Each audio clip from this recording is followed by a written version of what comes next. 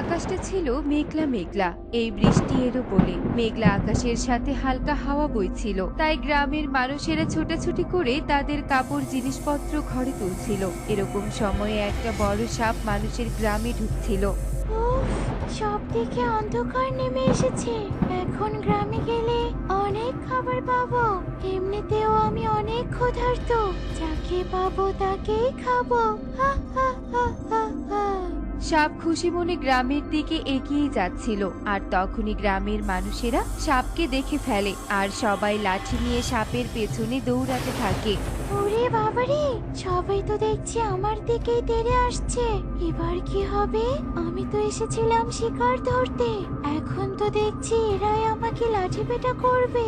না না, এক্ষুনি আমাকে পালিয়ে যেতে হবে। সাপ ভয়ে সেখান থেকে পালিয়ে যায়। অন্যদিকে মেঘলা আকাশ থেকে ঝিমঝিম বৃষ্টি পড়তে থাকে। অনেকদিন পর বৃষ্টি দেখে বনের পাখিরা সবাই আনন্দে মেতে ওঠে। সব পাখিরা একত্রে বৃষ্টিতে ভিজতে থাকে আর পাখির বাচ্চারা বল দিয়ে খেলা করতে থাকে। কি মজা, কি মজা! খেলা করছি, খুব মজা লাগছে। জন্মের পরে প্রথম আমি বৃষ্টিতে ভিজছি, অনুভূতিটাই অন্যরকম। যে কনক তাড়াতাড়ি আমাকে বলতে দে। এই টুকি, বৃষ্টিতে আর কত ভিজবি? আয় তাড়াতাড়ি আয়, না হলে যে জ্বর এসে যাবে। নাই, জ্বর হলে আমি ওষুধ খাবো, তবু আমাকে দেখো না তো। বৃষ্টিতে ভিজতেছি, আমার খুব ভালো লাগছে। আরে টনি, এত চিন্তা করছিস কেন? এই ঝিমঝিম বৃষ্টিতে ভিজলে বাচ্চাদের কিচ্ছু হবে না। আমিও তো বাচ্চাদের সাথে ভিজছি, আমারও তো অনেক আনন্দ হচ্ছে। টনি, তুই ভিজে দেখ, তোরও ভালো লাগবে। এরপর কাকুলিদের সাথে টুনিও বৃষ্টিতে ভিজতে থাকে আর মজা করতে থাকে। এ কি? এ তো দেখছি মেঘ না চাইতেই জল। এখানে এত পাখি, এদের সবকটাকে শিকার করব আর শান্তি মতো খাবো। হা হা হা হা হা। সাপ এভাবেই পাখিদের দিকে এগোতে থাকে। তখনই এ কি? এটা আমি কি করছি? এখানে তো অনেক পাখি আছে। এক্ষুনি এদের শিকার করতে গেলে ওরা আমাকে লাঠি তাড়া করবে। না না, আমাকে সময় সুযোগ বুঝে শিকার করতে হবে। তার থেকে বরং এই বনে আমি আমার বাসস্থান বানাই, তারপর একটা একটা পাখি শিকার করব আর মজা করে খাবো। এরপর সব টুনিদের বনে লুকিয়ে পড়ে। এদিকে টুনিরা বৃষ্টিতে ভেজা শেষ করে যে যার বাড়িতে চলে যায়। সবাই নিশ্চয়ই ঘুমিয়ে পড়েছে। এটাই সুযোগ, সবার বাড়িতে বাড়িতে আমার বাসা বানিয়ে আসি। যার বাড়িতে থাকবো তাদেরই শিকার করে খাবো। হা হা হা হা হা। এরপর সাপ সবার বাড়ির কোনায় কোনায় মাটি গর্ত করে আর নিজের জায়গা স্থাপন করে। এভাবেই রাত গড়িয়ে সকাল হয়ে যায় আর বনের পাখিরা তাদের বাচ্চাদের রেখে যে যার কাজে চলে যায়। কাকুলি দিদি, এত পরিশ্রম করছো কেন? শরীর তো অসুস্থ হয়ে যাবে। কে আর করবো বলতো? ছেলেটা যে অনেক বায়না ধরেছে, ওর নাকি খেলার বল লাগবে। একমাত্র ছেলে আমার, এমনিতেই তো কিছু দিতে পারি না, তাই একটু বেশি কাজ করে ছেলেকে আমি বল কিনে দিব। কাকুলি দিদি, বাচ্চাদের জন্য আমরা কত কষ্টই না করি। মায়ের ভালোবাসা কতই না নিঃস্বার্থ। আচ্ছা ঠিক আছে কাকুলি দিদি, তুমি যখন কনকের জন্য বল কিনবে, আমিও টুকির জন্য নিব। টুনি একথা বলে কাকুলির সাথে টুনিও পরিশ্রম করতে থাকে। এরপর তারা কাজ শেষ করে বল কিনতে খেলার দোকানে চলে যায়। এই বল, পুতুল, গাড়ি সব পাওয়া যায়। বাচ্চাদের জন্য হরেক রকমের খেলনা আছে গো, হরেক রকমের খেলনা। এই বল পুতুল নিয়ে যাও, নিয়ে যাও। দাদা, আমাকে ওই লাল বলটা দিন। আমার টুকির যে লাল বল অনেক পছন্দ। তোতা দাদা, তুমি আমাকে সাদা বলতে দাও, আমি আমার কনকের জন্য সাদা বলটাই নিয়ে যাব। এরপর কাকুলি আর টুনি তাদের বাচ্চাদের জন্য বল নিয়ে টাকা দিয়ে সেখান থেকে চলে যায়। কি মা, তুমি আমার জন্য বল নিয়ে এসেছো? কি মজা, কি মজা! আজ থেকে আমার নতুন বল আছে। টুকি বল পেয়ে খুশিতে আত্মহারা হয়ে পড়ে। কনক, কনক বাবা, এই দেখ তোর জন্য আমি কি নিয়ে এসেছি। হে কি, আমার ছেলে ঘরে নেই কেন? এ সময় তো ও বাইরে যায় না, তাহলে আমার ছেলেটা কোথায় গেল? কাকুলি এসব ভেবে তার ছেলেকে খুঁজতে থাকে। পুরো বন তন্ন তন্ন করে খুঁজেও কনককে কোথাও পায় না। আর কনককে না খুঁজে পেয়ে কাকুলি কান্নায় ভেঙে পড়ে। বাবা কনক, তুই কোথায় গেলি? আমার কাছে ফিরে আয় বাবা, ফিরে আয়।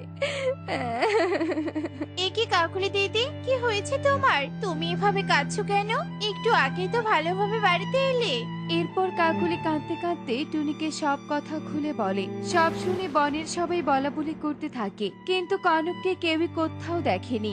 এবার কি হবে টনি? কনককে তো আমরাও দেখিনি, তাহলে কি কনকের বিপদ হয়েছে? সর্বনাশ! সবাই ওদিকে দেখো, গর্তের পাশে ছোট পালক পড়ে আছে। সে কি? এটা তো সাপের গর্ত মনে হচ্ছে। তাহলে কি কনককে? সুখী কথা বলতেই কারো আর বুঝতে বাকি থাকে না। না, এ হতে পারে না, আমার কনকের কিচ্ছু হতে পারে না।